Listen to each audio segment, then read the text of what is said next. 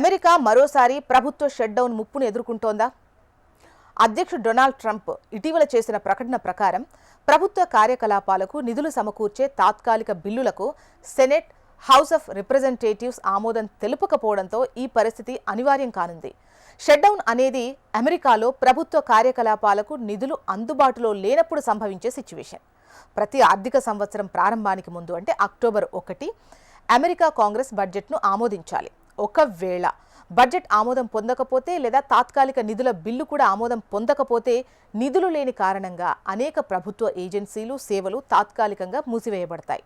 దీనివల్ల అత్యవసర సేవలు మినహా చాలా కార్యకలాపాలు ఆగిపోతాయి. ప్రస్తుతం సెనెట్ సెప్టెంబర్ 29 వరకు, హౌస్ అక్టోబర్ 7 వరకు సెలవులున్నాయి. ఈ కీలక టైంలో నిధుల బిల్లు ఆమోదం పొందకపోవడం షట్డౌన్ ముప్పును పెంచింది.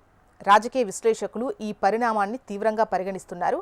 షట్డౌన్ జరిగితే అనేక రకాల తీవ్ర ప్రభావాలుంటాయి. అవి వేలాది మంది ప్రభుత్వ ఉద్యోగులు తాత్కాలికంగా సెలవులపై వెళ్లాల్సి వచ్చే సిచ్యువేషన్ ఉంటుంది. వారికి జీతాలు అందవు. ఇది వారి వ్యక్తిగత ఆర్థిక వ్యవస్థపై తీవ్ర ప్రభావం చూపుతుంది. నేషనల్ పార్కులు, మ్యూజియంలు మూసివేయబడతాయి. కొన్ని ప్రభుత్వ కార్యాలయాల సేవలు, వీసా మరియు పాస్పోర్ట్ కార్యాలయాలు కూడా ప్రభావితం చేయబడతాయి. షట్డౌన్ వల్ల దేశ ఆర్థిక వ్యవస్థ మందగించే అవకాశం ఉంది. వ్యాపార, స్టాక్ మార్కెట్పై కూడా ప్రభావం చూపే ఛాన్స్ ఉంది. ఈ ముప్పును తగ్గించడానికి సెనెట్, హౌస్ ఆఫ్ రిప్రజెంటేటివ్స్ త్వరగా సమావేశమై నిధుల బిల్లును ఆమోదించాలి. రాజకీయ వర్గాలు బడ్జెట్ ఆమోదానికి చర్చలు జరుపుతున్నప్పటికీ సెలవులు ఈ ప్రక్రియను ఆలస్యం చేస్తున్నాయి.